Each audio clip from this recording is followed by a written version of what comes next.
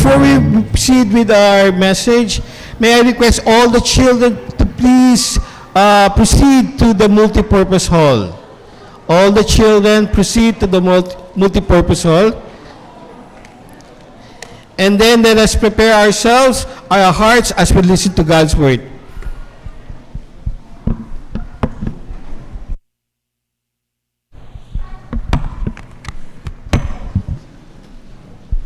Good morning, everyone. My heart feels filled and special today seeing friends and mga kasama sa ministry, si Kuya Apple, Pastor Apple, and Sister Bettina.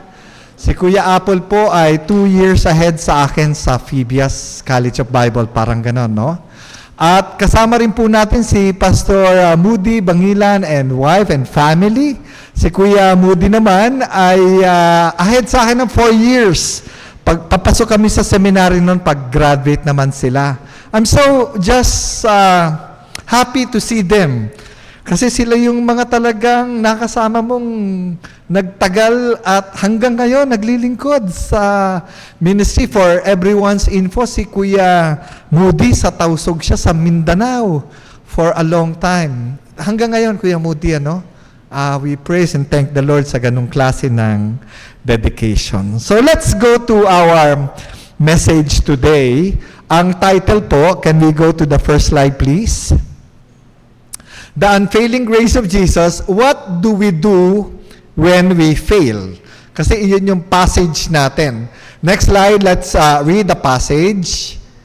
Before that, let's go to the parable of the three envelope. No? A CEO of a company stepping down, received yung bagong CEO and took him to a corner and said, when things get tough, I'm leaving you with 3 envelopes. Open them when you need it really. Consecutively, sabi niya ganon. So, the first quarter, the company na minanage niya took a rough turn. At naalala niya, nga pala, may envelope na iniwan sa akin. So, binuksan niya yung unang envelope, ang nakalagay doon, blame the former CEO. At yun nga ginawa niya, pinatawag siya ng meeting. Alam nyo, nahihirapan tayo ngayon kasi yung dating CEO, ang daming iniwang problema sa atin. And for a time, he was given reprieve, binigyan uli ng another quarter para to turn things up. No? The next few months, ganun pa din, talagang nag-struggle yung company. Then, naalala niya na naman yung second envelope. Binuksan niya, ang nakalagay doon, reorganize. At iyon nga ang ginawa niya. Fired some key people, inayos yung mga supply line. But after another quarter, the sales are still low. And then finally, sabi niya, eto, may bagong, baka makakita na naman ako ng bagong advice. Binuksan niya yung third envelope. Ang nakalagay doon, prepare 3 envelopes.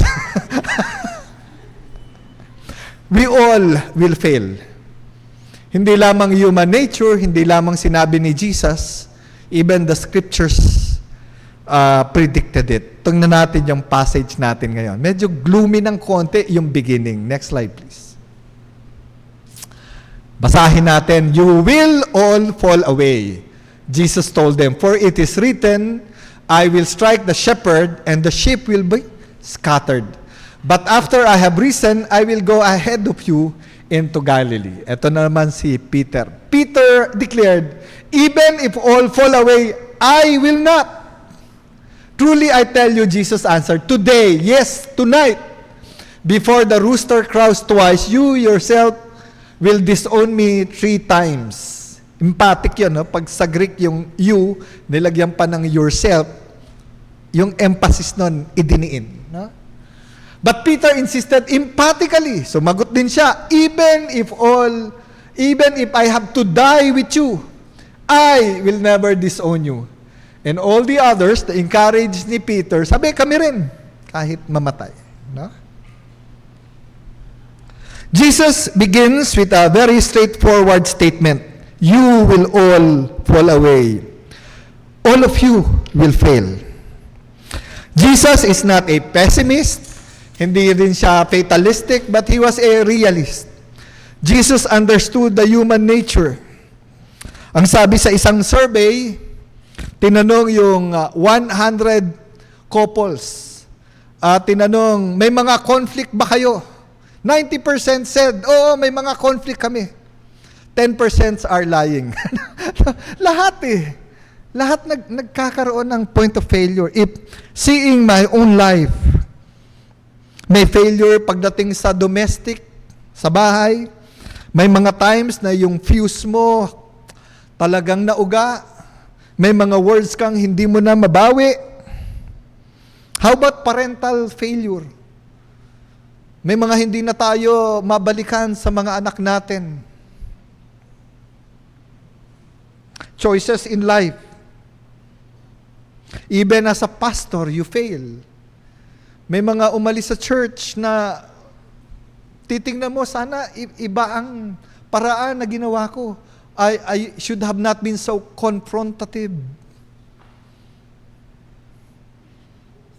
I know too well, I know this so much, lahat tayo is in the same boat. The question is not, will I or you fail? But what do we do when we fail? The setting nung time na ito na sinabi ni Jesus is just after the upper room, no? Jesus was moving, a Sabbath day's travel is 1 mile. So he was moving from the mount, going to the Mount of Olive, papunta na sila doon sa Garden of Gethsemane, the night he was to be betrayed. Then he quoted the scriptures. Now Jesus knew his disciples will fail. God knew. This was a prediction almost 500 years before.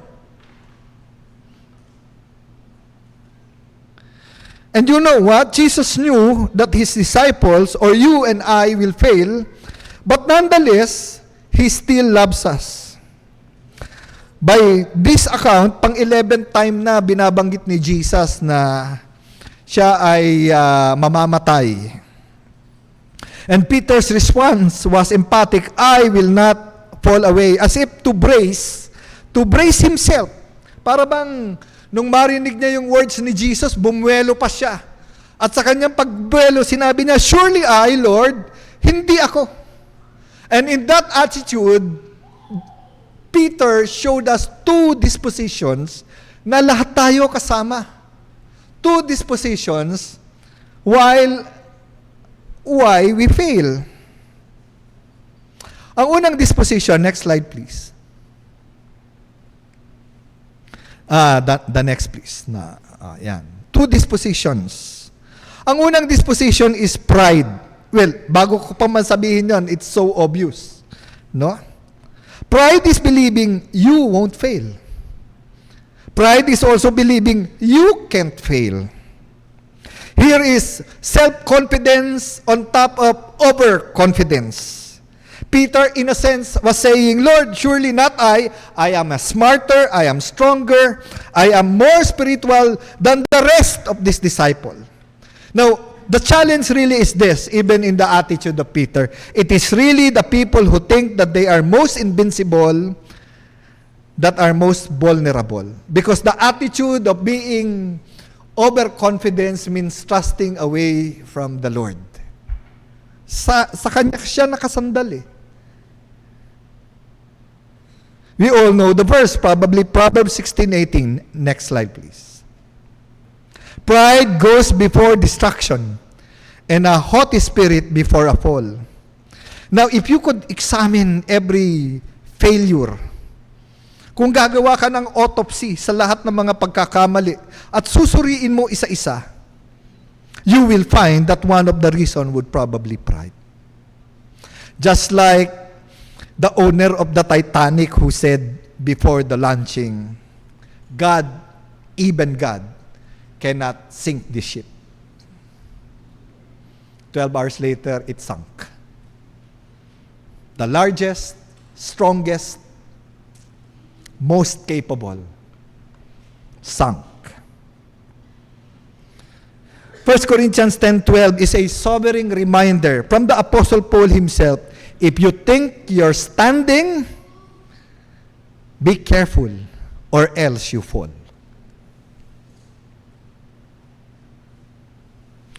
Now, the Bible is reminding us in the story of Peter that if you think too much of yourself, you are heading for failure. May second disposition, tingnan natin. The second disposition is what we call fear. Basahin natin ulit itong passage na ito. Pumunta lang tayo agad para yung context ng usapang ito. Sa verse 66. Alam ko naman may magsisermon dito later on, no?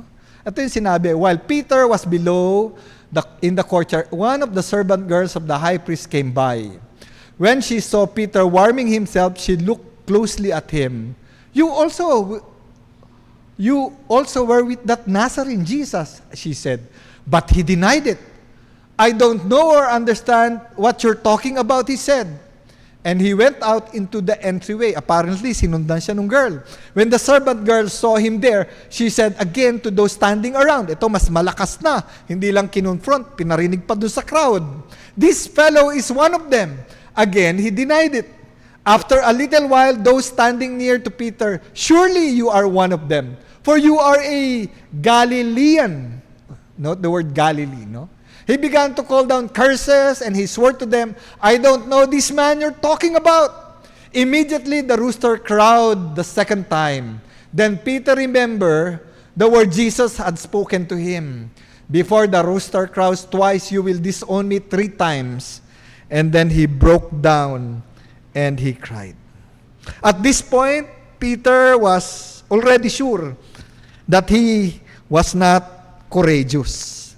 He no longer think of himself highly, and that's called pride. But beginning the transition, he is now at the point that he thinks too little about Jesus. And that's called fear. When you think so highly about yourself, ang tawag doon, pride. But if you think so little about God, ang tawag doon, fear. Pride is thinking too much about yourself, fear is thinking too little about God. At this moment of confrontation, Peter lost confidence in Christ. Tingnan po natin, no? He lost confidence that he was the Messiah. A week ago, he was at the gateway of Jerusalem singing Hallelujah. Blessed is the one who comes in the name of the Lord. Nakalimutan niya ata yung kanyang confession doon sa chapter 16. You are God. You are the Son of the Holy One. You are the Christ. Nakalimutan niya ata yung mga panahon that Jesus was raising people from the dead. At the cross, all the confidence faded away and it was replaced with uncertainty. Actually, fear. Peter was saying, pag nakulong ako, anong mangyayari sa akin? What will happen to my family? Ano yung mga in-spend kong time being with Jesus? They will come to naught.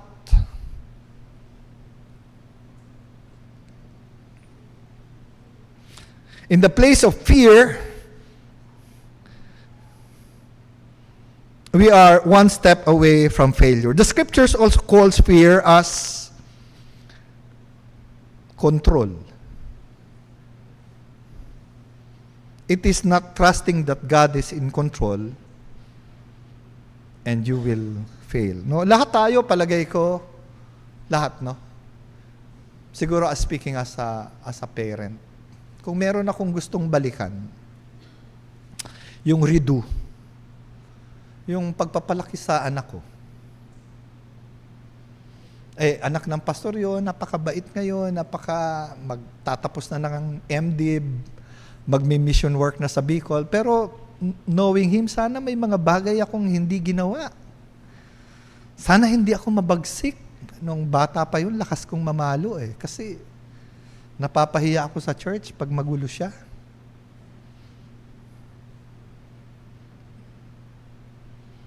I also did not trust na yung grace na gumawa sa akin would be the same grace na gagawa dun sa anak ko.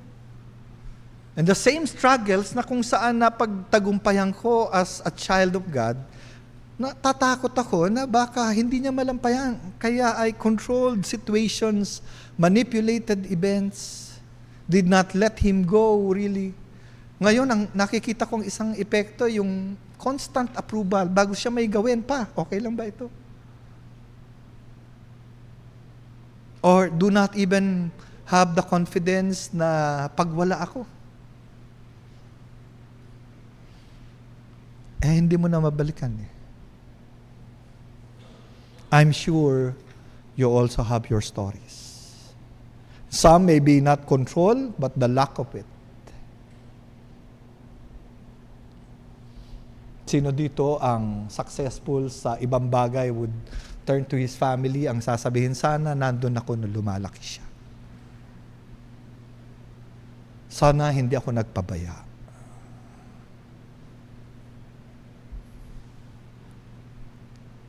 Fear is the lack of faith which leads us to failure. Sin in this event is either defined as the belief that we are self-sufficient or the denial that Jesus is sufficient. Hindi naisip ni Peter at that moment that Jesus is the Savior. Nakalimutan niya yung one word na sabi ni Jesus, with one word, angels will come at my rescue. Nakalimutan niya that Jesus was fulfilling a destiny and a purpose because of fear. Oh, we can be so judgmental of Peter. But when the confrontation turns to you, what do you do? When resources are draining away, when children are sick, when the future seems to be bleak because the economy is just so difficult. Two human disposition that leads to failure is pride and the other is fear. These verses, next slide please. These verses, however, does not only predict Peter's fall, but it also prepares Peter's restoration. Nakakatuwa yung verse na ito, no? Nagbigay agad ng hope in the same sentence. Peter, you will fail. Sabi ni Peter, no, I will not. Peter, you will fail. No, I will not. In fact, tonight you will fail. No, I will not.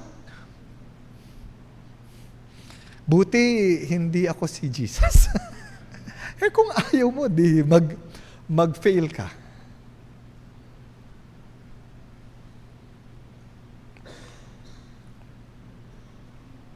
In verse 28, it says, after I have risen, I will go ahead of you into Galilee. The disciples who would go to the depths of despair later as they saw Jesus arrested and betrayed. Then they saw the trial, then they saw the difficulty of the cross, they saw the suffering. But in this verse 28, dalawang bagay ang binigay ng Panginoon, I will rise up again. Then I will go ahead with you into Galilee. Jesus, in the sense, was saying, it is not the end. We are meeting again. In fact, we are going to meet in Galilee. Galilee is a very inconsequential province. Hindi siya sing ganda ng Jerusalem. Kung ako yung disciple ni Jesus, bakit sa Galilee pa tayo magmimit? Nandito na tayo sa height of the city and urban life sa Jerusalem. Why Galilee? Simply because Galilee was the first time they were called by Jesus. Galilee was their first call. In a sense, this verse is saying, I am giving you a new beginning. Punta tayo kung saan nyo unang nakita ang pag-ibig ng Panginoon at muli natin itong balikan. Nagkamali kayo sa buhay, oo, ang sakit. Nakakumit kayo ng mga bagay na hindi kayang patawarin ng iba. Minsan ang solusyon mo, lilipat ka ng church, pero kahit na dun sa ibang church, your conscience is still bothering you. You struggle to paano ba ako magsisimula? May mga bagay na akong nagawa na parang hindi ko na kayang balikan pa. I have been humiliated already. Jesus saying, go back. I will be with you in Galilee. I will meet you where you started it all. Where you become dedicated again. Jesus is saying to all of us today, to those who wandered away from the cross, that there is a resurrection life and there is power to draw you back and say, whatever your sin may be, I died on it on the cross. Whatever your pride brought you, whatever fear became of you, go back and I will go ahead of you. In fact, dito sa picture na to, Jesus was making a breakfast. Bakit fishermen sila nung una? Wala silang huli. Parang unproductive yung buhay nila. With the call of Jesus, they became productive. And Jesus, by His grace, was preparing everything for them. Kung saan sila natagpuan, doon din sila binalikan ng Panginoon. Where is your Galilee? Jesus is saying that there is a great possibility for everyone without exception. All will fall, will fail, but all can be restored as well. Jesus is saying to Peter, Peter, you are going to fail. I am going to the cross because of your pride and fear and sin. I will rise up again, and we're going back to Galilee and start all over again and renew a ministry. In fact, in the book of Luke, ito yung description. Next slide. Ito yung parallel passage nito sa Mark, yung Luke. Simon, Simon, Satan has asked you to be sifted as a wheat. But I prayed for you, Simon. I prayed for you that your faith will not fail. And when you have turned back, strengthen your brothers. Peter is being told by Jesus in this passage, I am not done with you. I know you will have a lot of failures in life. You made a mess of your relationship, your family, your finances, your health, and you think by this time it's over. But I am telling you, God is not done with you. I know your sins. I know I died for you. And you can start again. Come to Jesus. Hindi ba ito yung example na maraming karakter sa Biblia? Abraham made a mistake and there was Ishmael because they were too impatient to wait upon the Lord. At akala nila yung kanilang sariling diskarte can create the promise of God that you will be the father of many, many generations. But still God renewed His covenant. Hindi ba ganito yung nangyari din kay David? He had an affair. He was the king. He can do anything. Ang tawag doon, pride. Nung matagpo ang buntis na si Bathsheba at si Uriah babalik na, there was fear. And yet, God was not done with him. Ganon din kay Moses. He killed an Egyptian, there was fear. He struck the stone, there was pride. Eto kay Peter ngayon, fear and pride. Ang tanong ko, ano yun sa iyo? Are you too proud to come to God and say, I made a mistake, Lord?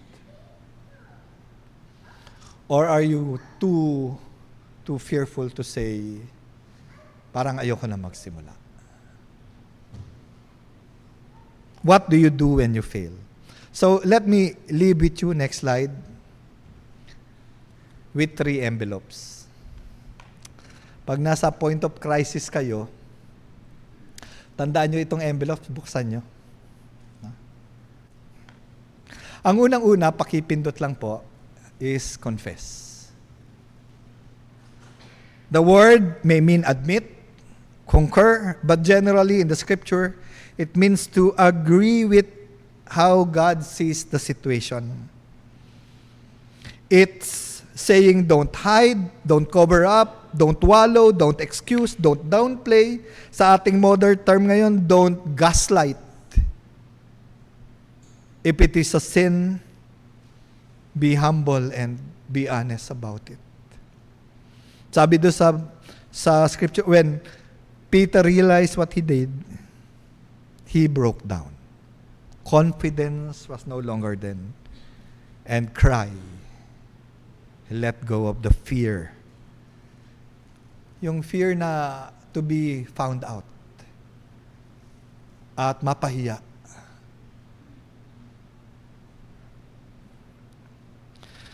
The Bible again tells us the one who conceals his sin does not prosper, but he who confesses them shall find mercy. The next envelope is sipa din, change. It means, in our words, repent. Yung iba nagkakamali, repeat, no? Hindi po repeat, repent. To turn curse.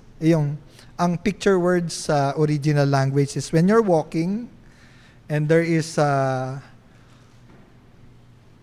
obstruction, anong gagawin mo? You change direction. Iyan ang ibig sabihin ng repent. It is not only saying, but it may begin with, but it is not only saying, oops, nagkamali ako, sorry. The good news is if you are a believer in Jesus and you have the Holy Spirit in you, the Lord provided the power to actually change course, to surrender your life fully to change. And minsan, ang pinakamahirap balikan ay hindi bagay, hindi pagkakataon, kundi mga tao. And to look them in the eye and say, I have hurt you. I am sorry. I agree with God. It was my fault. Pero alam mo, kung hindi mo naman ako ginalit, wala nang ganun. Dapat wala nang ganun. No? There's no more rationalization. Repent also means to change. It means a radical action. Tanggalin mo na yung app mo sa phone na nagpapalayo sa'yo sa Diyos. Tanggalin mo na yung mga app dyan sa phone na maaring magdulot sa'yo ng gambling debt. It may mean, huwag ka nang sumama dun sa mga kaibigan na talagang masama ang magiging impluensya sa iyo. It may even mean you have to quit. Sa isang trabaho na pinipwersa ka na maging dishonest. Difficult to do. But with the power of the Holy Spirit, it can be done. Ang pangatlo ay celebrate. Celebrate means accepting God's forgiveness. It's the woman at the well being found out. 5 ang asawa mo. At yung kinakasama mo ngayon, hindi mo asawa. Propeta po ba kayo? Sabi niya, hindi, ako yung Mesiyas. And then went to town and says, look people, I have found he who told me everything about myself. Dati, nagtatago siya, nagsusuot ng anong kaanyuan para ma-maintain yung reputasyon na alam naman ng iba na wala na. And yet, nung natagpuan ng Panginoong Jesus, lumaya. At sinabing, come, look at me. I know I am a sinner. I am sinful. I made mistakes in the past, but I have found Him who is able to forgive, and now I celebrate. Napakadaming Kristiyano na alam yung katuruan na pinatawad ka ng Panginoon, pero lalakad pa rin sa buhay na dala-dala pa rin yung kabigatan. At ayaw tanggapin yung pagpapala ng Panginoon. So, live with faith, live with joy, release the past. Go back to Galilee. That is your beginning. Go back to your home and say sorry and beg for forgiveness and be open about it. Go back to the people in the offices, the workplace. Go back to that place where akala mo yung reputasyon is the only thing that holding you up, kaya you're maintaining everything about it. And say, I come to you in the name of the Lord who knows everything about me and yet loves me. One who holds my hands in failure and one who upholds me so that I will be with Him. Mga kapatid, Jesus is so gracious. He is so loving. We will fail, but He will not. May that be our faith today. Let's pray. Lord, bless us with the blessing that comes from the authority of the Scriptures. Bless us because we are all failures. Bless us because without Christ, we remain a failure. Thank you, Lord, for the promise of renewal and this Galilee, kung saan mo kami tinawag, Panginoon, ang una kaming nakakilala ng may pag-ibig sa iyo. Dalhin mo kaming muli doon. Katagpuin mo kami. And Lord, we will celebrate your faithfulness. No longer self-confidence, but trusting in the sufficiency of Jesus. We thank you, Lord. We love you. We may be along the way in our effort, be feeble and weak, but you know our hearts, Lord, by the power of the Holy Spirit. We will love you to the full. We thank you. In Jesus' name we pray. Amen. Maraming salamat po. Pagpalain po.